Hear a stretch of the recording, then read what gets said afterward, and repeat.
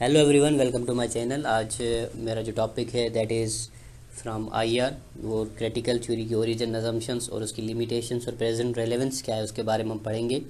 So with this lecture we would end the theoretical and approach portion of IR. IR का theory और approach वाला portion पूरा हो जाएगा, फिर हम आगे जो हमारे मिसिंग लेक्चर्स है उनको करेंगे।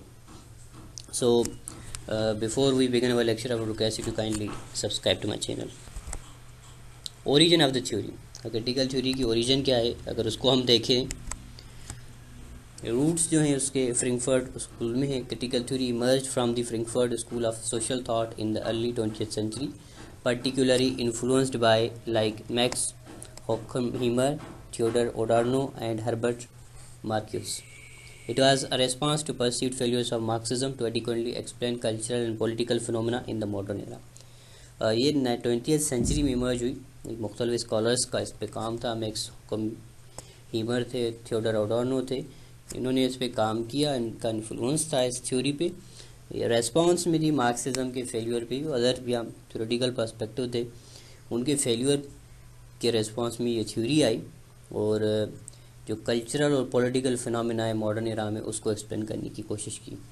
क्योंकि 20th सेंचुरी में हम अगर देखें तो इसमें पोस्ट कॉलोनियल एरा का टाइम स्टार्ट हुआ, डिकोलोनाइजेशन शुरू हुई, उसमें cultural different culture to culture जो वेरिएशंस थी और जो एग्जिस्टिंग कल्चर्स थे वो जो वहाँ पे फॉरेन कल्चर्स थे उसको निकाल रहे थे वो, और जो नए पॉलिटिकल थ्योरीज आ गई थी जिसमें कैपिटलिज्म और कम्युनिज्म के कॉन्सेप्ट्स भी एग्जिस्ट कर रहे थे, तो इनको एक्सप्लेन करने के लिए एक न्यू वे की, एक न्यू थ्योरी की ज़रूरत थी। So they came with this critical theory.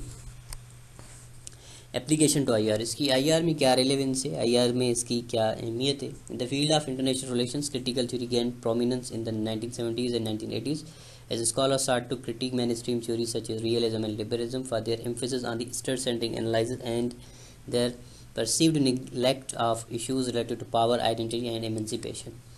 अब ये 1970s में इमर्ज हुई और इसका जो मेन क्रिटिसिज्म रहा है, हालांकि तो सारी जितनी भी previous works in IR in political science या थ्योरेटिकल पर्सपेक्टिव जितनी भी है उस पर उन्होंने क्रिटिसाइज़ करने की कोशिश की है, बट मेनली रियलिज्म और लिबरलिज्म पे, क्योंकि उस टाइम जो मेन थ्योरीज थी वो रियलिज्म और लिबरलिज्म थी और उनका जो कॉन्सेप्ट था दे मोस्टली वो स्टेट सेंटर की है, जहाँ पे उनकी बातें स्टेट के इंटरेस्ट और कॉन्फ्लिक्ट ऑफ स्टेट इंटरेस्ट या कॉपरेशन पे बात होती है। जैसे रियलिज्म कहते हैं कि कॉन्फ्लिक्ट ऑफ इंटरेस्ट है और जो लिबरल्स कहते हैं कि नहीं, इंटरडिपेंडेंस और कॉपरेशन हो सकती है।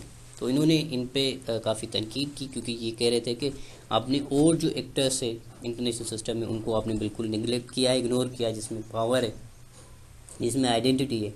आइडेंटिटी लाजमी है कि वो एक स्टेट को डेफिनेटली डिफाइन करती है, चाहे वो डेमोक्रेटिक है, कम्युनिस्ट है, कोई किंगडम टाइप है, ये क्योंकि नए नए फॉर्म ऑफ गवर्नमेंट आ गए, क्योंकि आफ्टर वर्ल्ड वार 2 और डीकोलोनाइजेशन ख़त्म हो गई तो एक नए फॉर्म्स की गवर्नमेंट भी आने लगी जिसमें डिफरेंट पोल सेट होने शुरू हो गए। फिर एमेंसिपेशन का कॉन्सेप्ट के जैसे एग्जिस्टिंग पावर्स को निकाला गया एशिया और अफ्रीका से, तो इट वाज समथिंग न्यू। और तो क्रिटिकल थ्योरी वालों ने कहा कि देखिए आप लोगों का यही सिर्फ ये था कि स्टेट इज़ एवरीथिंग और स्टेट सेंट्रिक चीज़ें सारी होनी चाहिए, नेशनल पावर, नेशनल इंटरेस्ट, इन सारी चीज़ों पे।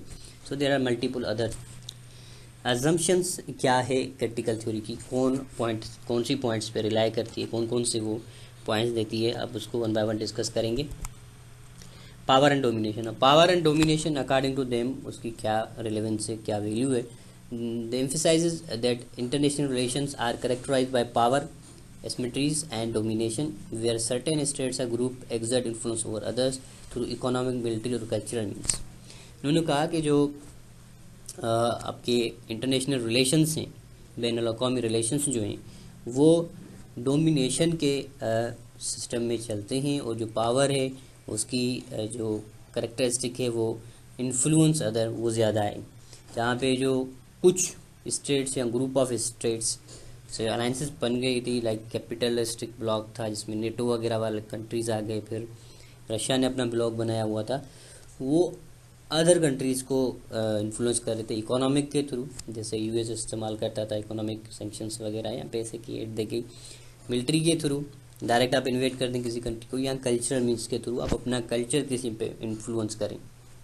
कह दें कि we western have developed our culture और our traditions are key to the success of any country और एनी स्टेट, वो इस तरह की बातें वो कर रहे थे। तो जैसे बहुत सारे स्टेट्स जो थे कि वो उससे इन्फ्लुएंस भी हुए और वो सेक्युलरिज्म की तरफ भी ज़्यादा जा रहे थे।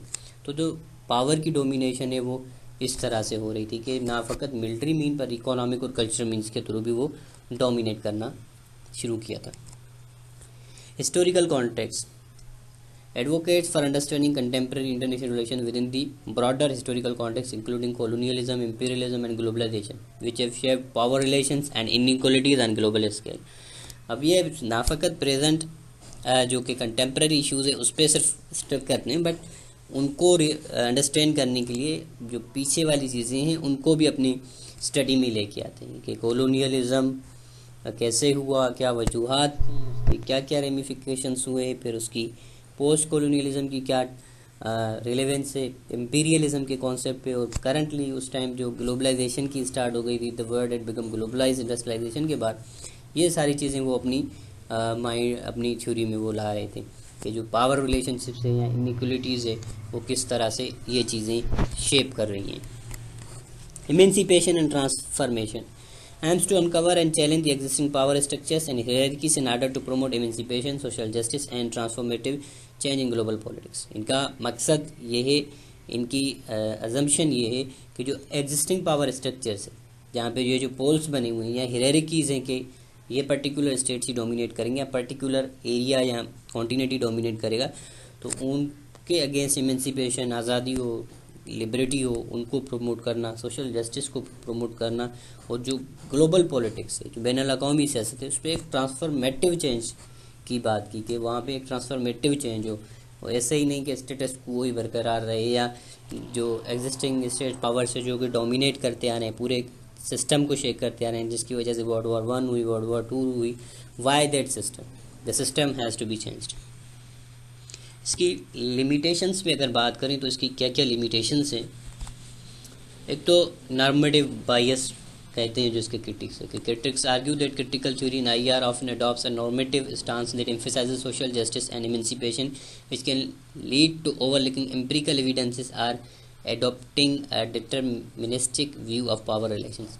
कहते हैं कि जो नॉर्म्स का जो वे है उस पर ज़्यादा इनका फोकस है, वैल्यूज़ जो नॉर्म्स वगैरह हैं कि भाई ऐसा नहीं होना चाहिए, ये चीज़ें होनी चाहिए, ना कि जो एम्पिरिकल एविडेंसेस है या कि जो कि स्टैटिस्टिक्स है कि चीज़ें और क्या वजूहत है जिन पे वो चीज़ें चल रही है। सिर्फ इट्स नॉट लाइक कि आप उन नॉर्म्स पे ही उन चीज़ों को देखें, सिर्फ आप सोशल जस्टिस और एमेंसिपेशन की बात करें, but there are many other thing जहाँ पे national interest and conflict of interest भी एग्जिस्ट करता है, और वो आप अल्टुगेदर डिनाई भी नहीं कर सकते कि okay we accept emancipation, we accept social justice. तो इसका मतलब ये नहीं कि किसी स्टेट का नेशनल इंटरेस्ट ख़त्म हो गया, या स्टेट्स जो अपनी बाउंड्रीज़ पे जिनका क्लेम है एक दूसरे की बाउंड्रीज़ पे एरियाज़ पे, तो वो इन चीज़ों से तो ख़त्म नहीं हो सकता। तेरा मल्टीपल रियलिटीज़, और मल्टीपल रियलिटीज़ के लिए मल्टीपल वेज होते हैं उसको हल करने के लिए, या सिंगल या लिमिटेड चीज़ें नहीं होती कि आप इस चीज़ से उसको हल करें। Complexity of power. Analyzing power dynamics and structures in international relations is complex and multifaceted, making it challenging to provide clear, casual explanation or policy prescriptions based on solely on critical theoretical perspective। अब जो power है दुनिया में एक ऐसी complex चीज़ें हैं जो आप ऐसे मेजर नहीं कर सकते। एक पर्टिकुलर ए स्टेट के पावर को आप कहेंगे इसका ये पावर है या चीज़ें हैं, एक तो क्लियर कट चीज़ें आपके सामने होती है कि इतनी मिलिट्री स्ट्रेंथ है, इतनी इकोनॉमिक स्ट्रेंथ है, इतना वेपनरीज़ हैं, ये सारी चीज़ें, बट बिहाइंड द कर्टेन कौन कौन सी चीज़ें हैं, बिहाइंड द कर्टेन उन्होंने क्या क्या डेवलप किया है, या वो पावर की जो रेस है उनको कहाँ कहाँ तक लेके जा रही है। वो स्पेस में वेपनाइजेशन कर रहे हैं, वो स्पेस में न्यूक्लियराइजेशन कर रहे हैं। So you can not just predict and explain this thing on theoretical perspective, या इन चीज़ों पे तो आप नहीं कर सकते ना। देयर आर, जैसे एज आई मेंशन्ड अर्लियर, जैसे मल्टीपल रियलिटीज़ है तो उनको भी आप लिमिटेड नहीं कर सकते। कुछ चीज़ें रियलिज्म की ठीक हैं, कुछ लिबरल्स की ठीक हैं, कुछ आपके अदर जो स्कूल ऑफ थाट्स है जिसमें ये खुद क्रिटिकल थ्योरी है, या आपकी अप्रोचेज है, बिहेवियरल अप्रोच है, या साइंटिफिक अप्रोच, सारी चीज़ों के कुछ ना कुछ पॉइंट्स तो ऐसी हैं जो आप रिलेटिवली इंटरनेशनल सिस्टम को लगा सकते हैं। Integration with mainstream theories. While critical theory offers valuable critics of mainstream theories, integrating its insight with empirical research and policy making poses challenges, particularly when addressing practical issues like conflict resolution or international cooperation. ये जो critical theory है, जैसे मतलब criticise करती है main stream theories में, उसके साथ साथ जो उसकी एम्पेरिकल रिसर्च है या पॉलिसी मेकिंग जो उसका जो सिस्टम है उसको चेंज किया जाता है। जब वो मतलब प्रैक्टिकल इश्यूज़ की अगर बात आ जाए इंटरनेशनल कॉपरेशन में, तो उसके लिए जाहिर सी बात है आपको या तो ये जो इंटरेस्ट है, कॉन्फ्लिक्ट ऑफ इंटरेस्ट है या कॉपरेशन का कॉन्सेप्ट है, आपको ये तो चीज़ें लेनी पड़ेगी ना। ठीक है, मैं इंटरनेशनल कॉपरेशन भी तो एग्जिस्ट करता है ना दुनिया में। चीज स्टेट्स हैं जिनकी आप यूरोपियन यूनियन की मिसाल ले लें, या उससे पहले भी जितनी ऑर्गेनाइजेशन थी, they were doing cooperation on many fronts. तो आप अल टुगेदर ये चीज़ें निगलेक्ट भी नहीं कर सकते मेन स्ट्रीम थ्योरीज़ की। आपने क्रिटिसाइज तो किया, लेकिन जो उनकी रेलेवेंट बातें हैं आप उनको अल टुगेदर ख़त्म भी नहीं कर सकते। इस थ्योरी की प्रेजेंट रेलेवेंस क्या है कंटेम्प्रेरी टाइम में, ये किस तरह रेलेवेंट है। Analysing global injustice, critical theory remains relevant today by providing insight into global injustice, inequalities and human rights violation that persist despite efforts at international cooperation governance। अब जैसे इसके assumptions हम पढ़ रहे थे, तो वो वहाँ पे कॉपरेशन और ग्लोबल जस्टिस की और इमेंसिपेशन की बात कर रहे थे। तो वहाँ पे हमने पढ़ा था कि वो कह रहे थे कि जो प्रेजेंट पॉलिटिक्स है उसमें चेंज आनी चाहिए।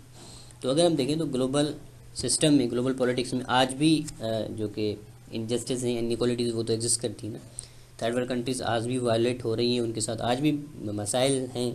तो वहाँ पे जो इनकी बात है कि चेंज आनी चाहिए, कि सिस्टमेटिक चेंज आनी चाहिए, तो उसके बगैर नहीं हो सकता। जो स्टेटस को है उसको रिप्लेस करें आप कोई न्यू एक पॉलिटिकल वे से, तो आज भी उन चीज़ों की रेलेवेंस है। Addressing global challenges, offer frameworks for understanding contemporary global challenges such as environmental degradation, migration, economic inequalities which are shaped by complex power dynamics and historical legacies.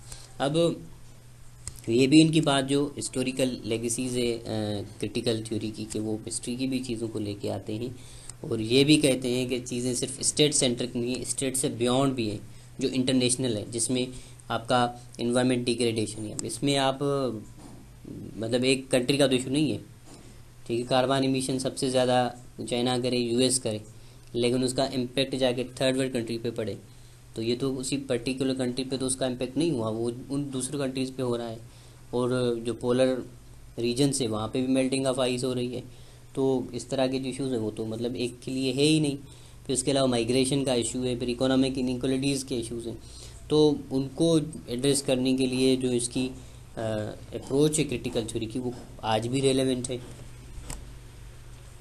Policy and activism, influences policy debates and activism by advocating for policies that promote social justice, human rights and sustainable development and global scale.